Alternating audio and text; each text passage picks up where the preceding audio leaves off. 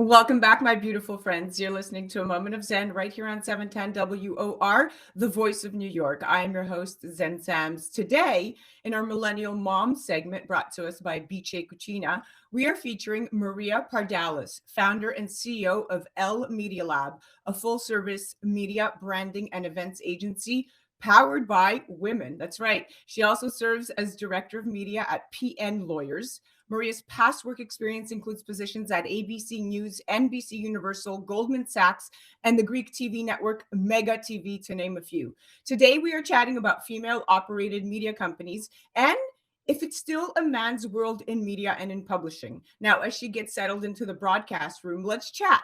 In the early days of the American Republic, and even before the Revolution, women often played a role in their families' publishing endeavors, whether it was newspaper, magazine, or pamphlet publishing. They participated in all facets of the business. However, were not recognized or legally allowed to become publishing or media professionals until the late 19th century. In fact, the women who were leaders in these family businesses printed and published under a male relative's name. One rare example of one trailblazer who did not hide behind a pseudonym was Mary Catherine Goddard, the second printer to print the Declaration of Independence. Her name appears right under John Hancock as the printer of the document. Now, despite these hurdles, today, women make up the majority of those employed in media and publishing, but still earn less than their male counterparts. The 20th century saw the transition from women in clerical positions into professional roles, and yet not was all equal. Many women faced wage and other forms of discrimination, and it wasn't until the women's rights and feminist movements of the 1970s where women publishers organized to fight for more rights and equality in the workplace. And here today to give us her perspective is Maria Pardalis. Welcome to the show, beautiful girl. Hi, Zan. Thank you so much for having me. This is going to be so fun. I'm also having a major moment of deja vu because if you remember, we met in 2009 when I interviewed you for Neo Magazine.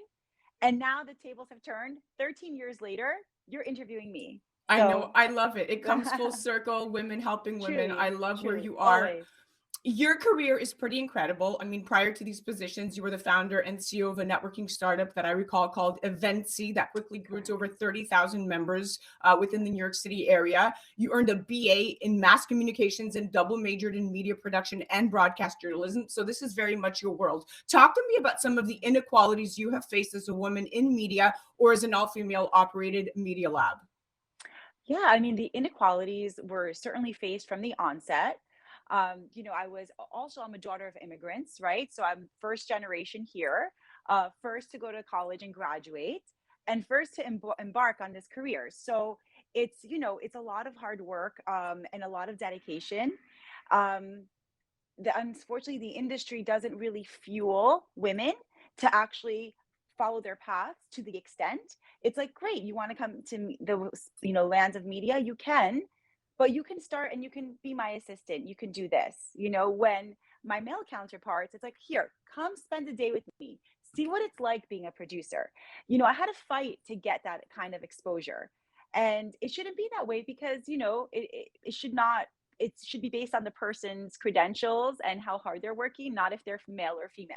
Exactly. And despite the fact that women in PR make up 66% of the workforce, according to the PR and communications census that was published about 2 years ago, that figure isn't reflected at a leadership level, to your point, with the majority of leadership roles still filled by men. In fact, only 39% of leadership roles in the PR and media industry are filled by women. So one would ask, what's going on here? What's stopping women in Right, public relations getting into leadership roles? Why are they being sidelined during the leadership process?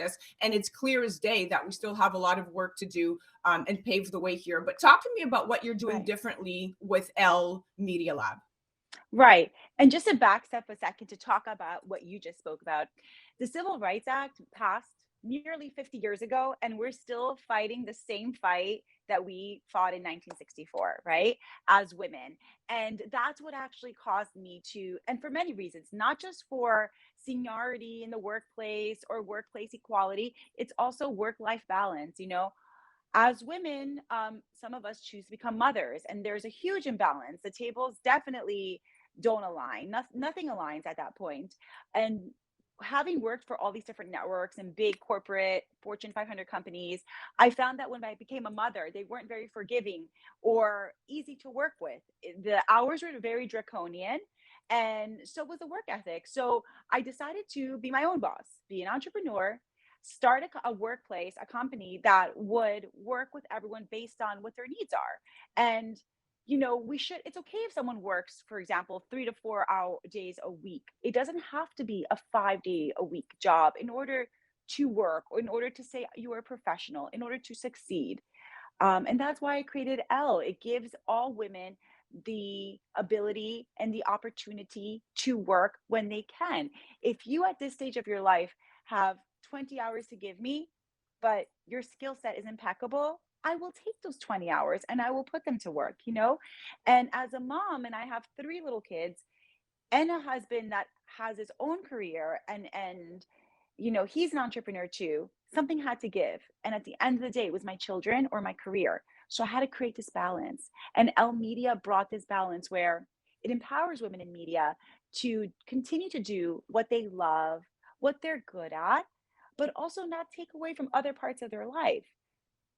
It's And yeah. very beautifully said, because as a millennial career mom, you do have to balance out three active little kiddos, a high profile attorney husband who is really, at the forefront of everything happening in New York City, your Right, Bergen right. County community, and your Elle Yes, Media Lab. And so balancing it yes. all out, how do you do it without feeling guilty, so to speak?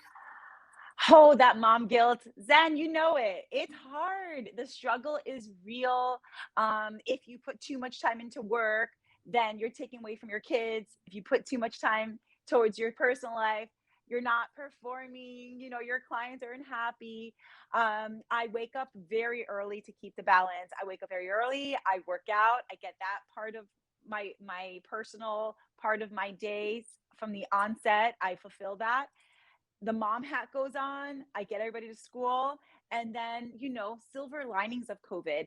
I used to work in Manhattan every single day. And then it went from every single day to 2 to 3 days a week. And now I can work from home without having to go in and still perform as I was. So on those days, I'm here. I work from home and I have a whole team, and we do everything as if we were in the office. If not, we're more efficient because there's no commuting. Yeah. So talk to me Yeah, about the so celebrity projects that you are working on, because it yeah, sounds like you're balancing a lot. Yeah, I know that just last week you had something amazing in the city for King Otto. But talk to me. We have about yeah, 2 minutes left in the segment about some of yes. the projects that you're really proud of right now. So as I mentioned, Elle Media, we're powered by women. And so we support a lot of women-led projects and foundations and conferences. Client-wise, we do have the filmmaker that did put together the red carpet premiere that you came to, Zen, has a few other films that will be debuting soon. They are confidential in their nature, so we'll have a part 2 conversation about that. So we are working on that. There's a really amazing nonprofit dance company that we were just hired to do their work for. And we have everyone, our clients range. We have a mentalist and magician that went to school with David Blaine. He's phenomenal, to a big financial group. I love it. So, I love the yes, fact that you are covering it all from a women powered agency and really kind of paving the way there. Because at the end of the day, when you look at where women are in, I want to say, public relation, and it's really the perfect marriage. Because I say this because we all know some guys who are like this too. Women have a very multifaceted skill set, and we can multitask. We're active yes, listeners. We're more in tune with our clients' needs, more empathetic, more able to understand the yes. challenges faced by our clients. So I do love the female touch. And thank you for coming on and talking with us. It was a pleasure having you on. You are an example to all women out there, Thank you, Zen. especially Greek women. And I definitely Yes, yes. thank you for coming on and chatting with me today. Thank you, Zen. And you're one of our biggest supporters and inspirations too. So we're so happy to call you part of, the Elle Media work family. It's Truly an honor. Guys, you definitely have to check out Maria Pardalis. Check her out on the gram at Elle Media Lab, or head to their website at ellemedialab.com. And she's also on there at Maria_Pardalis. That was our Millennial Mom segment, brought to us by Biche Cucina. You're listening to A Moment of Zen right here on 710 WOR, the voice of New York.